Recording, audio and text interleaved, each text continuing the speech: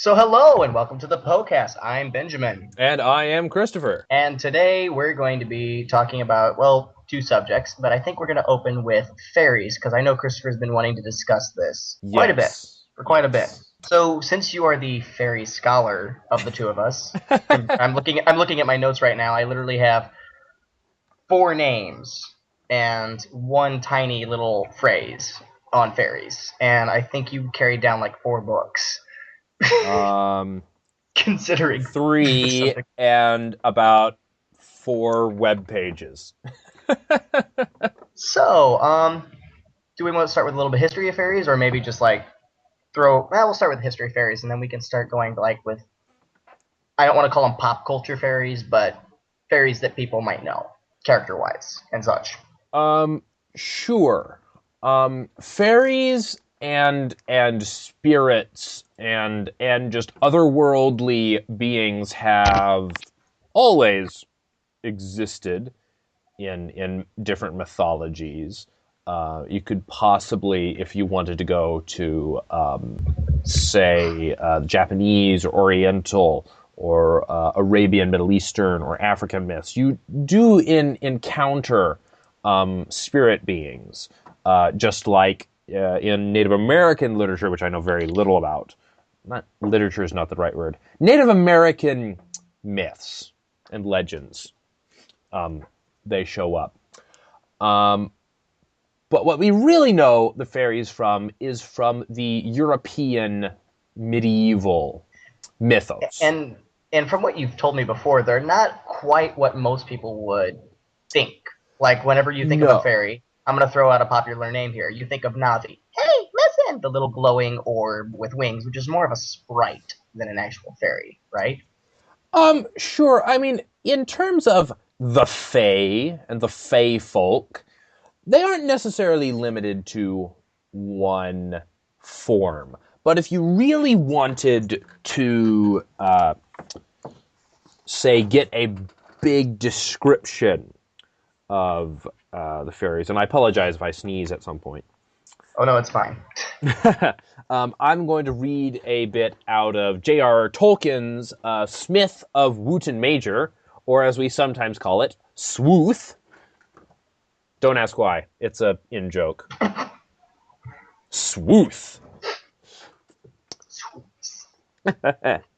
He stood beside the sea of windless storm, where the blue waves like snow-clad hills roll silently out of the unlight to the long strand, bearing the white ships that return from battles on the dark marches of which men know nothing. He saw a great ship cast high upon the land, and the waters fell back in foam without sound. And the elven mariners were tall and terrible. Their swords shone, and their spears glinted, and a piercing light was in their eyes.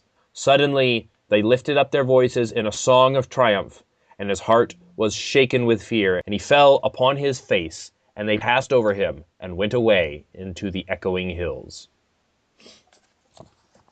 So, random question. Yes. Could the Eldar theoretically be considered? I mean, to kind of explain the Eldar, they're kind of the creators of the. They're kind of the. I don't want to call them. Well, yeah, I can call them gods of Middle Earth. Would I be correct in saying The Eldar? that kind of? No. The Eldar is the elven word for the elves. You are thinking of the Valar and the Maiar and the Ainur. Okay. Now, couldn't the Valar be considered fairies-esque? Technically. But actually, the Valar are more godlike, and actually Tolkien's elves. In his original concept, he originally called them fairies. To read you a bit from The Hobbit, the feasting people... We're really heavy on the reading this podcast. Well, it helps. The feasting people were wood elves, of course. They are not wicked folk. If they have a fault, it is distrust of strangers. Though their magic was strong, even in those days they were wary. They differed from the high elves of the West, and were more dangerous and less wise. For most of them, together with their scattered relations in the hills and mountains, were descended from the ancient tribes that never went to fairy in the west. There, the light elves and the deep elves and the sea elves went and lived for ages and grew fairer and wiser and more learned and invented their magic and their cunning craft in the making of beautiful and marvelous things. Before some came back into the wide world. In the wide world, the wood elves lingered in the twilight of our sun and moon, but loved best the stars, and they wandered in the great forests that grew tall in lands that are now lost. They dwelt most often by the edges of the woods, from which they could escape at times to hunt, or to ride and run over the open lands by moonlight or starlight, and after the coming of men, they took ever more and more into the gloaming and the dusk. Still, elves they were and remain, and that is good people. But notice the interesting phrase that the wood elves are elves which had never gone to fairy in the West. And the interesting thing about the word fairy is that it can both refer to the people, the fae folk, or it can also refer to fairyland. Now, in my experience, fairies haven't been really considered, I don't want to say good people, more of a chaotic neutral. They like mischief. They are a perilous folk. I mean, remember that Boromir and even Treebeard warns the Fellowship against going to Lothlorien. That in Lothlorien it is a perilous place, but as I believe Aragorn describes that, yes, it is perilous, but so too are you, Legolas and Gimli, fraught with perils. True, true, true, true. I mean, I'm going to be in an RPG. I think I've talked about it before. The RPG with Cairn, the dwarf monk, and apparently, in our campaign for the RPG is going to take place in pretty much the kingdom of the fairies, which is going to be interesting, especially with how Christopher has explained fairies to me in the past, like the fairy squire in one of the King Arthur tales. I don't remember exactly what it was, but I just remember Christopher was describing it to me, and apparently there was the small boy, and I don't remember it. Who was it? Galahad? Not Galahad. I'm what are you talking about? The one where I think maybe he was fighting the Green Knight, and then pretty much he dropped his lance, and then the fairy squire just went Sir flying Lonval. across the. Yeah, he Sir just like Lonval. You want me to tell the pretty much story did of Sir it. Pretty much Lonval? did the flash and sprinted in the blink of an eye, grabbed the lance, threw it back to the knight. Knight gets it, charges the guy again, drops it again. Fairy squire gets it again, and they do that like 8 times, and then eventually he's just riding on the back of the horse with the knight, fixing his armor as it's falling apart. Yeah, so to tell that story, Sir Lonval meets a fairy, and she basically has fallen in love with him. He is sort of dishonored and has left Camelot, and he meets this fairy, and she takes him in and offers her love to Sir Lonval, on the condition, of course, that he keep her existence a secret.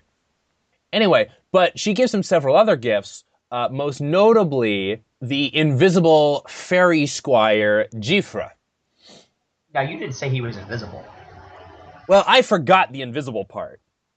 That's very important, and that makes it even cooler That and makes it slash even creepier. cooler. When you Yes. picture this knight who drops his lance, and all of a sudden the lance just jumps off of the ground and lands back in his hand. If I was fighting the knight, I would just say, truce right there. No, done. Surrender.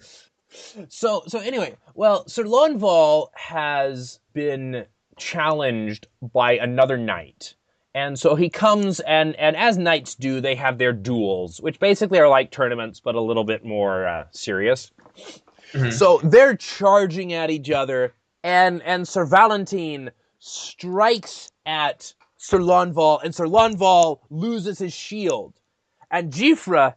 sees it, dashes out, grabs the shield, jumps in midair, and while Sir Lonval is still galloping on, and buckles the shield back on to Sir Lawnval as he's charging. Sir, what's So his face? Sir Lawnval. So the fairy charges out, grabs the shield before it hits the ground, spins around, buckles it back on and he's jumping at this point. He's just jumping, buckling the shield back on, and then leaps back down, and Sir Lawnval keeps charging. And it's just so epic. And another time, Sir Valentine hits Sir Lawnval in the head, and his helmet comes flying off. But J.R.R. jumps and grabs the helmet and lands on the back of the horse and buckles the helmet back on and then flips back off. It's absolutely epic. Awesome. And I probably have gotten those in opposite order.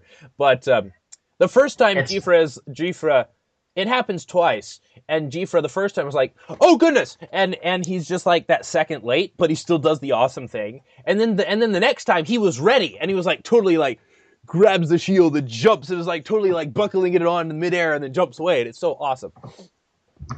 Let's talk about more modern fairies, because like I've said, Tolkien's elves are very close to the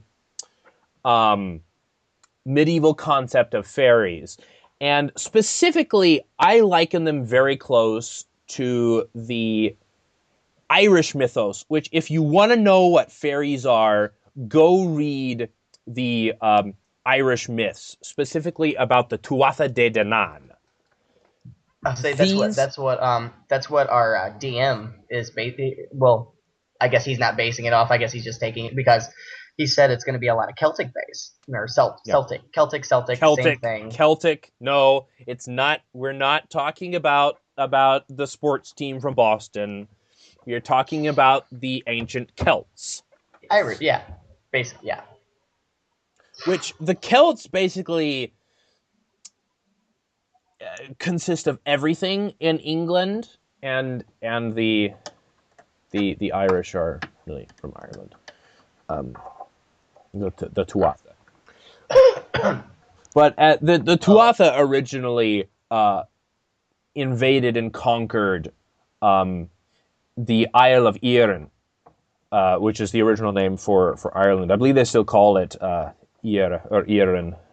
Yeah. So the Tuatha De Danann invaded and conquered, and they have all these, and they're not always necessarily the tall Legolas. You know, they're some kind of boisterous. Think like Santa, Brian Blessed, and Gimli all put together. Have you seen the picture someone made of Tauriel, Legolas, and Azog in the original Hobbit cartoon form? Your eyes just got really big. It is hilarious. Especially because Azog's hand is a shovel. I don't know if I can handle this. Oh. I don't know if I can handle this. It's hilarious because you see this old Yoda elf thing and it says Legolas, and then you see this other old Yoda elf thing and it's Tauriel, and you see this big fat white orc with horns and tusks, the frog face, the giant mouth. Where did you see this? Someone showed it to me, and you mentioning they don't look like your normal. And I was like, oh, I wonder if you've seen that. Oh, it's hilarious. Well, we'll have to post it on the page because it is so stinking funny. Hey, Christopher, guess what time it is? You're being squeaked. Stop, Benjamin. Don't squeak me. Just don't squeak. Look at you're squeaking me on top of me, staring at a gray elf. Don't make fun of Slurpee. He's giving you loving squig kisses. Just don't squeak me. Don't squeak me. So, I found a very funny orc story. I'm not calling it by its true title. The true title is The Wog That Would Never Be. The the title I made up for it is called The Tale of Two Wogs. So essentially, the story begins, and there was a wog going on by war boss Gorgob or something like that, and he came across another war boss in his army, the war boss Thragska or something like that, and they both decided, hey, since we're both wogging, why don't we wog together? But then an argument started over what the wog's name should be called. Naturally, Gorbag wanted it to be named after him, and Throgskar, I'm completely making up names now because I can't remember what I said earlier, wanted it to be after him. So the only orky thing to do was to fight it out. So they dueled for 3 whole days, nonstop. And by the time they got done, and during all this fighting and bloodshed amongst themselves, they didn't hear the screams of agony and cries for mercy coming from their armies. By the time the two, they pretty much ended up with a stalemate. They're like, okay, we'll just call it Wog, Gorbag, and Thraskull. They turn around, their entire armies have been completely assassinated. Oh. Both armies completely wiped out, and they don't know what happened because they were pretty much... So they both go, well, this isn't going to work, and they head back to their homelands to not Wog. So I mentioned it before. But the idea of fairyland, the land of the fairies, is very central to what fairies are, because often medieval knights would stumble into fairyland, and they go out into the wilderness, and they cross over this invisible barrier and are suddenly in the land of fairy. So it's very much a... What are you laughing at? Do you remember that story about the knight that we made up in your world? Okay, recap. Christopher originally had the world of Amur, which was a magical land as normal, and then it took the new direction. And we jokingly said that Fairyland was where all his magical stuff was banished to. Oh dear. And there was a crazy old character that I goofed around with, and Christopher banished him. And I was like, oh, he'll be running around your world complaining about how fairies are still real and dragons and stuff, and Christopher banished him to Fairyland. And he is guarded night and day to not escape from Fairyland, to reveal that everything still exists to the actual world. So pretty much you have this glorious court, everyone's enjoying the finest food you could ever have, and you see this old cranky knight in rusty armor. He refuses to remove his armor, he just sits there and complains and refuses to touch his food. I don't want to go out. That stupid fairy, blah, blah, blah. And he'll occasionally sneak away. All hinges of his armor creaking and grinding.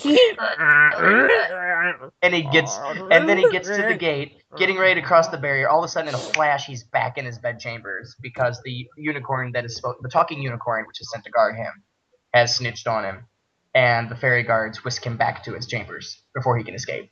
But he makes 20 escape attempts a day. It's ridiculous.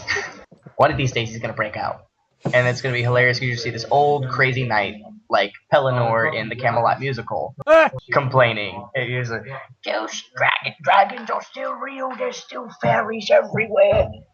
There's a talking unicorn. His name's George. He was torturing me, making sure I didn't escape. But that makes me laugh whenever I stop and think about it. And you were just you start talking about the boundaries again. I was like, oh, yep, there's our old Pelly. But yeah, Fairyland is very kind of central because it's the land of where magic and things may not always be as they seem. Very much Mirkwood in The Hobbit. If you think about it as they are crossing into Fairyland, you kind of get a very fun new perspective on it. Should we just wrap this up and save dragons for our next podcast? Maybe we should. Yeah. We can do that. I'm Benjamin. And I'm Christopher. And this is the Poe-Cast. And we're calling that done. Good night. Good night.